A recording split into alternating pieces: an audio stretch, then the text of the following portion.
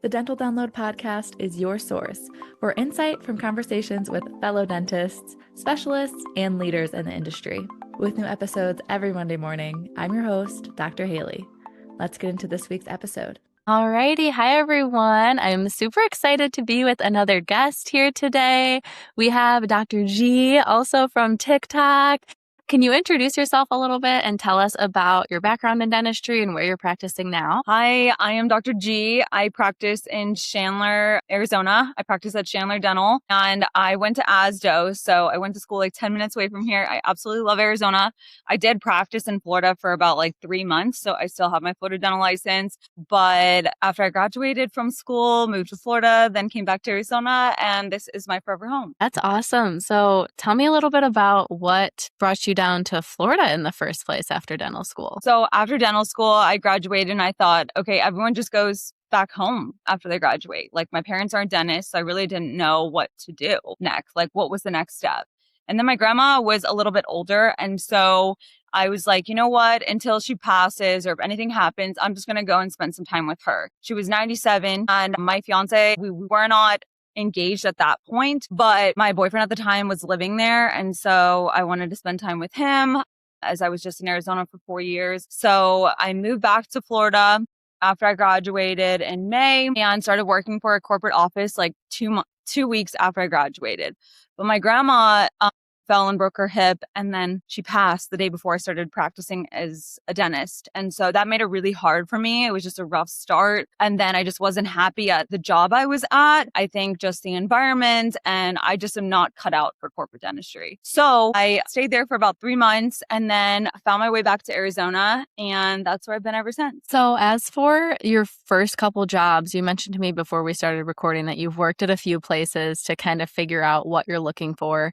Take us through a little bit those first few jobs and reasons that they weren't the right fit for you. So right off the bat, the first one, as everyone knows on TikTok, I get up at 4 a.m. And my first job with a corporate office, my hours were 11 to 7 and I go to bed at 7:30, and I was driving an hour to this office and I had to work some Saturdays. So honestly, just like work-life balance just wasn't it for me. They were really big on CEREC and inlays and onlays, and I understand that. But my school was so advanced as far as technology that, we were still doing composites. Like why is a patient for an MOD getting like an inlay or an onlay? That doesn't make any sense to me. And then like crowning teeth that don't need to be crowned. Like there were just some things that I just didn't jive with, that I was like, okay, this is not for me. And I was not happy. I had to do so many scans before the assistant could scan for me. I was like, is this dental school or am I a dentist? So I think there was just a lot of things that I was just not happy with. And I'm just being honest and just being real. But at the end of the day, it comes down to the owner doc. Some of my classmates really love corporate dentistry and their owner doc, and that's great. You could also have a really bad experience at a private practice. It doesn't matter at the end of the day. It just matters that you're happy. And then that was with a certain corporation. Then another corporation that I was like, oh, they're a little bit better. No, they're all the same. So that one, I worked there for 11 months, and honestly, I really did love it. I think that I outgrew the office. I was the only dentist in the office. And so as a new grad, that is pretty rough, because if your schedule isn't as busy as you want to be, sometimes you can go and see what other docs are doing. But if you have no other doctor, you're not really been being mentored or guided. And so for me, I just felt like I just outgrew the office and I wanted something more. So I'm at the office that I'm at now. There's 5 doctors, 6 hygienists. It's a very busy office. There's 2 locations. They're across the street from one another. It's a great balance because I work 3 Fridays a month, the 1st, 3rd, and the 5th. Not every month has 5 Fridays. So I feel like it's the perfect balance. Whereas like at my previous jobs, I had to work 5 days. And the more dentistry you do, that harder it is. Like, I don't even know how I ever did that. And then at this office, like there's always 2 doctors working at a time at the larger location where you have hygiene checks. And then at our smaller office across the street is only dentistry. So for big cosmetic cases or like big surgery cases, you can just focus on that and you don't have to get up and do a hygiene check. So I feel like it's the perfect balance. And my team is just so supportive. So I feel like until you find that, dentistry can be pretty rough.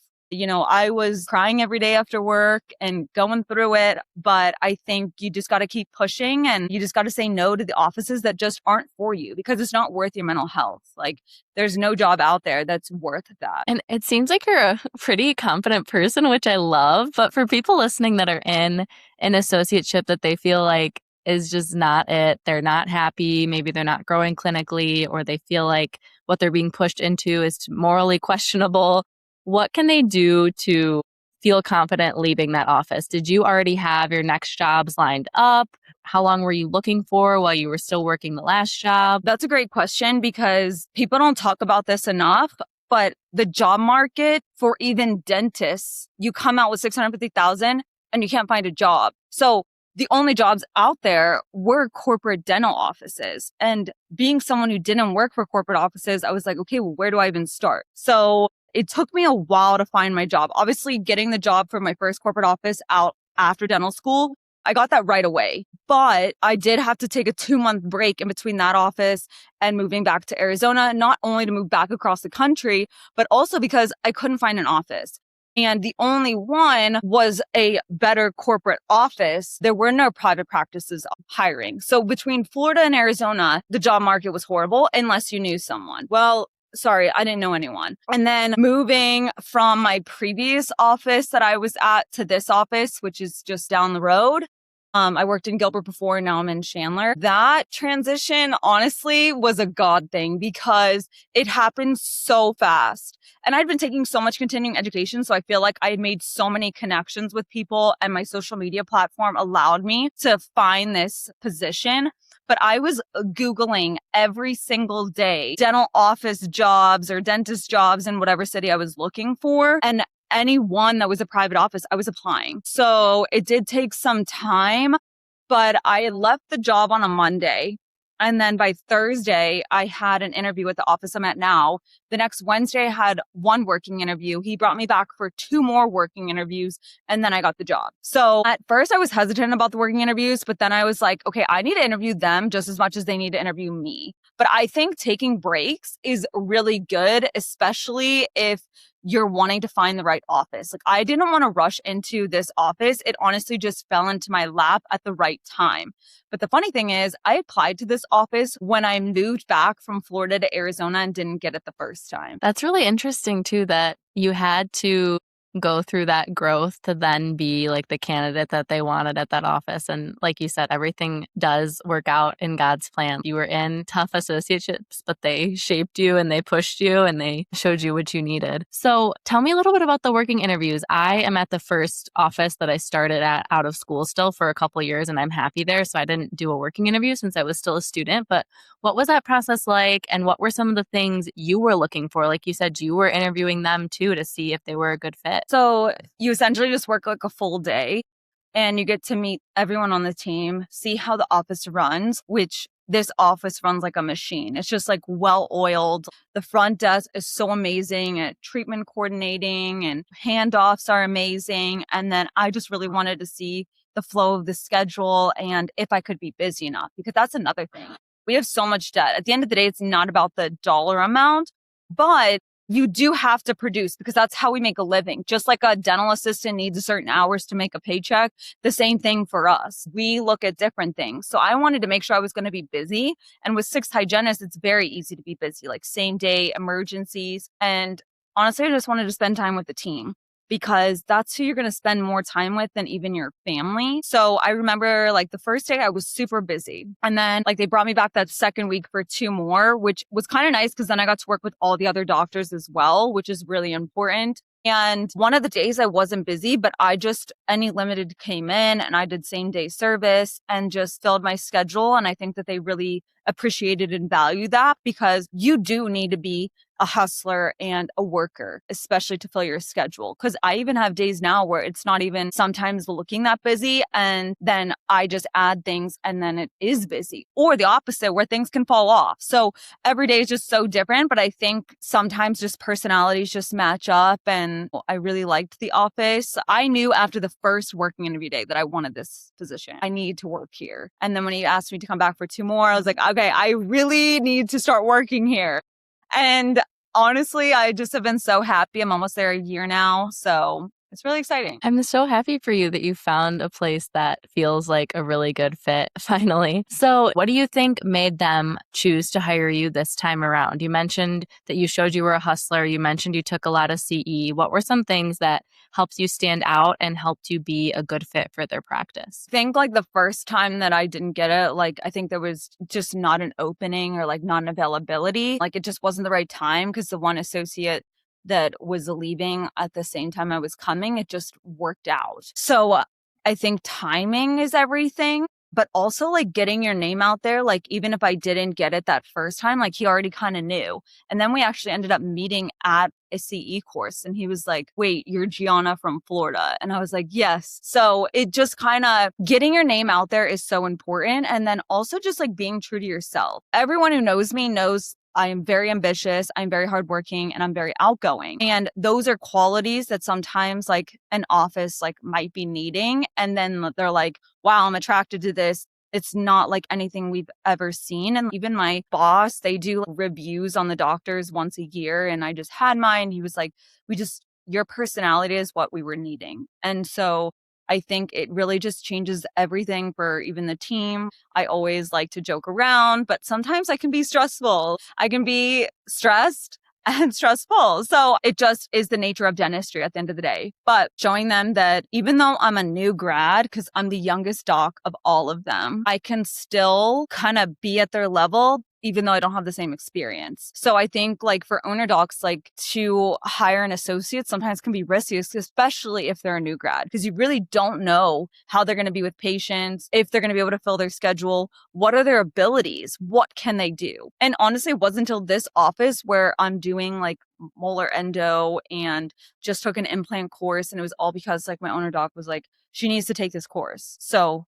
can you figure out how to get this course to happen in Tempe? So I think just having the right support system is what's going to allow you to be successful as an associate. Yeah, absolutely. I mean, having good mentors and people on your side rooting for you is everything. That's how I feel at my office too. You want someone that wants to see you succeed, that's happy to share the workload with you and say, you're going to be great for this case. I want you to take this on and see how successful you can be and grow and push yourself. Tell me a little bit about the CE that you've taken so far outside of school. You can name specific courses if you have any favorites, but ones that you would recommend for people. Yeah. So 5 months after I graduated, I took the Smile Trend level 1 veneer course. And that was amazing and honestly just really inspiring and really just something that I wanted to get into because I wanted to get into cosmetic dentistry. And then I took the dentist spa seminars courses, all of their courses, D1, D2, D3, and D4 courses and Sculptra. So I could tell you all about it. They're amazing. I love how organized they are. They have courses in different cities, but their main hub is Miami. So you do have to go there for a lot of that. With Smile Trend, I really like that it was in Arizona because I live here. And so that was really good for Botox and filler. And then I took the marketing course with Smile Trend Institute. I took their no prep veneer course, their level 2. I've taken Molus coaching for Invisalign. That one was truly amazing. I don't think I'd be doing the Invisalign I'm doing without that. Dr. Molus is incredible, so knowledgeable, and it was a 12-week paced program. Then I have taken the Hyacinth implant course. That was an online portion. You do 2 days in person on models, and then you do a live surgery case. So I really like that because we use Hyacinth implants. So it made sense to take that before investing in implant pathways, which I don't even know if I want to place implants forever, if I'm even going to like it before I spend $20,000. So one thing I did notice is that I've invested in so much cosmetic dentistry, and not every patient coming to the office wants a smile makeover. So having that in your back pocket and knowing how to do it at a high level is great, but it's not something you're going to be using every day, especially as a new grad while you're trying to get your name out there. But being able to do it when patients need it at a high level is great. The reasons why I've invested now in Invisalign, because more patients are attracted to Invisalign, but that may then want to convert to veneers or implants, is because almost every single patient coming in has a missing tooth that they need replaced.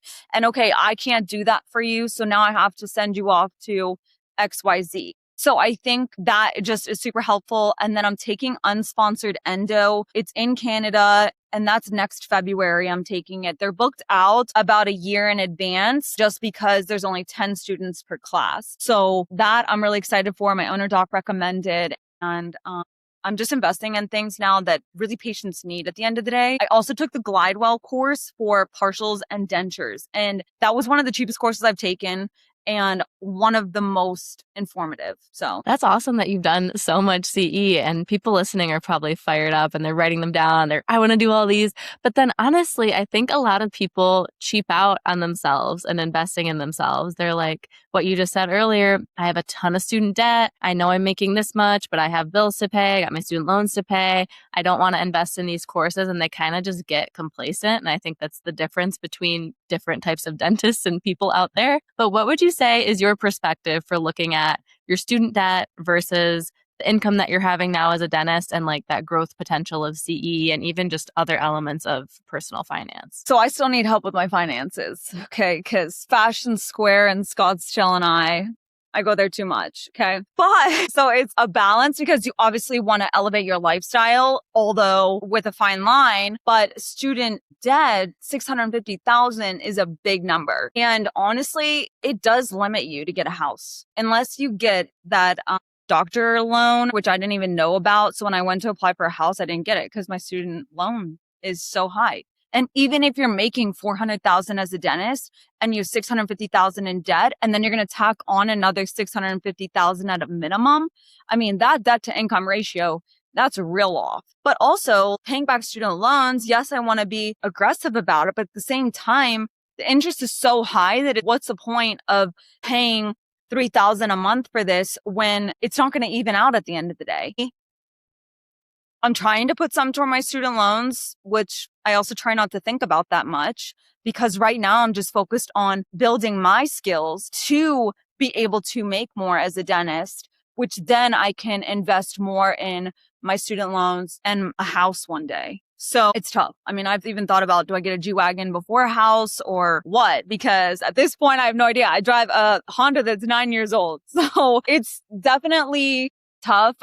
650,000 was a number that I was like, that's not that big. And then whenever you graduate, you're like, but that's a lot of money because it's paying it back is one of the hardest things because I'm still trying to do the math in my head. Like, okay, is that going to take 10 years, 20 years, 30 years? But then how much am I actually going to be using on my paycheck to that?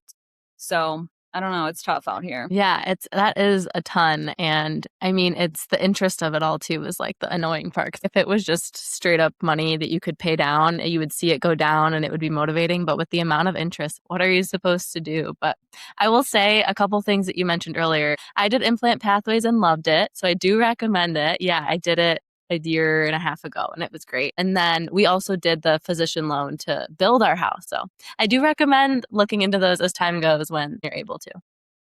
I'm definitely going to because that's the only way to get a house as a dentist with 650,000 in loans under any circumstance. It's just really sad because in this country, you like go and do the right things and you went to higher education. Oh, but you can't get a house. What do you mean I can't get a house? So it's definitely tough. And I wasn't even looking at like $1 million home. We just don't want to live in an apartment because I lived in one for 4 years in dental school and I'm 31, going to be 32 this year. And I'm still living in an apartment. I mean, I'm blessed because some people don't have a home, but I think it's tough because then you don't realize the sacrifices that you're making. Yes, going to dental school is a big sacrifice, but then at the end of the day, you have to make even more sacrifices after you graduate to get to the level that your friends are at that didn't go through all of this, if that makes sense. They just got their bachelor's and then they've already advanced in their lives in a way different than you because they have a house and they're established, but you're not yet because you're still getting your feet on the ground even after you graduate. So I don't know. It's tough. Dr. G talks a lot in this episode about that topic of delayed gratification. And with that comes some financial sacrifices as well.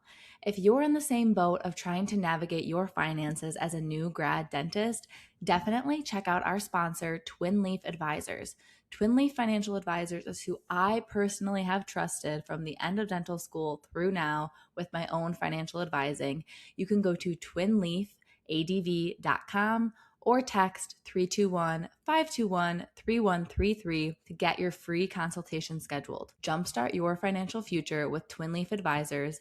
Make sure that you're making smart choices that are going to set you up for success in the long run, regardless of where you're at in your dental journey. And I'm curious a little bit about you, and I know you're recently engaged, you're planning your wedding, all very exciting. What is the kind of life planning process been with you and your partner? Because you said you've been dating and now you're engaged, but for many, many years. So what has that been like throughout your getting into dental school, being in dental school? Now you relocated to Arizona. How did all that play out? So we met in 2017 when I was working as a barista at Whole Foods. And so many people at that Whole Foods locations were married to someone else at Whole Foods, whether they worked at corporate or whatever. And I was like, I'm not meeting my future husband at Whole Foods. There's just no way.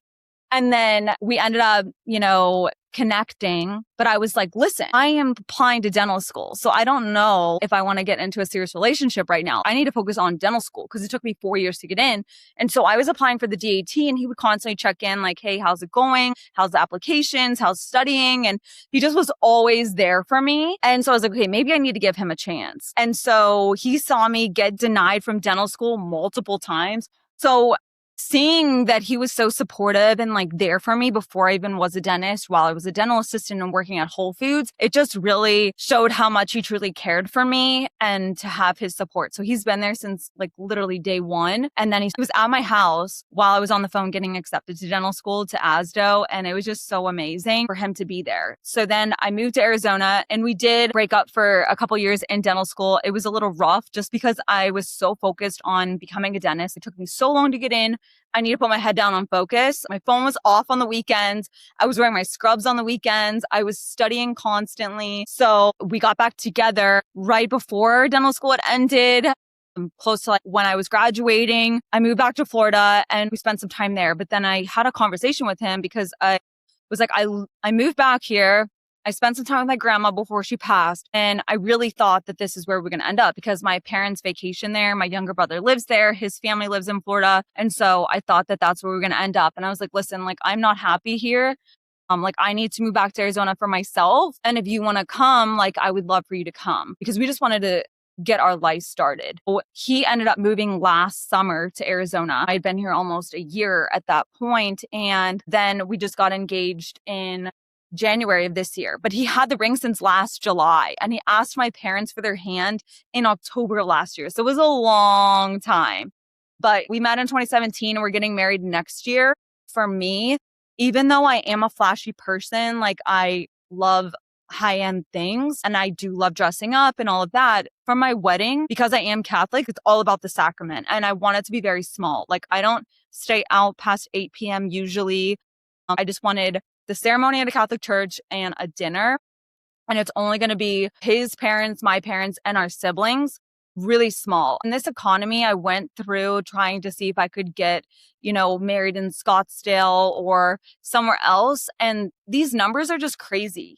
Like 25,000 for food and beverage. I'm sorry, but like, I don't know who is eating that much food. So I was like, Mom, like, I just can't do it, especially with the amount of debt we have and not even advancing our life yet with a house. I just can't fathom spending that for one day. Now, all respect to people who do have these lavish weddings. That's amazing. I'm so happy for you. That's just not what I want, especially where I'm at in life, because I wanted to elope between you and me. I wanted to just go to a courthouse and then sign the paper because I'm not even changing my name. So we could essentially be married now, but with the Catholic church, we have to go through all of these steps and then we're getting married at a destination wedding. So that kind of makes it even longer of an engagement, which I guess is good because we're just spending more time together and doing things together as a couple before that next phase of life. But having the dental school debt like tax onto it, and especially being at the age I'm at, like, we're paying for some things for the wedding just because like I can't throw that on my parents, like after all they've done for me. So that's kind of how it's been since getting engaged. And you were going over this idea earlier too of being in your early 30s and you have friends that you've met along the way that are finished school at 21. And so they've been doing life for 10 years while you've been in your student journey and just getting working. What is that kind of like from your perspective? And are you super happy still with your decisions to go through with dental school and working now as a dentist? I have such a strong passion for dentistry. Like it could bring me to tears. Like, I love dentistry because it changed my life with my traumatic accident. However, I try not to compare myself because we're going to get there. It's just going to be longer and we're going to surpass them. It's just going to take us some more time. It's like delayed gratification. And that's what I kept telling myself throughout dental school is it's delayed gratification. So investing in my dream and my career was the best thing I ever did because I persevered. I never gave up and I'm doing what I absolutely love. I would do dentistry for free if I didn't need to pay bills. I love it so much. When patients need help with anything, I'll do it. No problem. Half off, whatever you need, because that's the kind of person I am. I just feel so bad. It is such a luxury at this point in life. But at the same time, I just feel like I couldn't do anything else. There's not one other thing I could see myself doing or being. And even though I post on social media, that's not going to replace dentistry. Dentistry is why I went to school, is my dream. That is just a part of it, a creative outlet, a thing for me to do. And so even seeing my younger brother who graduated law school before me, he's already on his third house and has upgraded every time and 2 kids and 2 new cars and all of that, but completely different because he's already been graduated for a while. And same with my older brother. They're both attorneys. So it's hard, but I know we're going to get there. So I try not to think about it too much, but then I'm like, okay, how do I get there faster? So that's why I'm taking a continuing education and doing all the things to better myself as a provider. There are still over 20 minutes of gold left with my conversation with Dr. G. I decided to break it up into 2 episodes. That way I don't lose anyone's attention too much. So tune in 2 weeks for our next guest episode slot. It's going to be part 2 of Dr. G's episode. Thank you all for listening this week, and I will talk to you next Monday.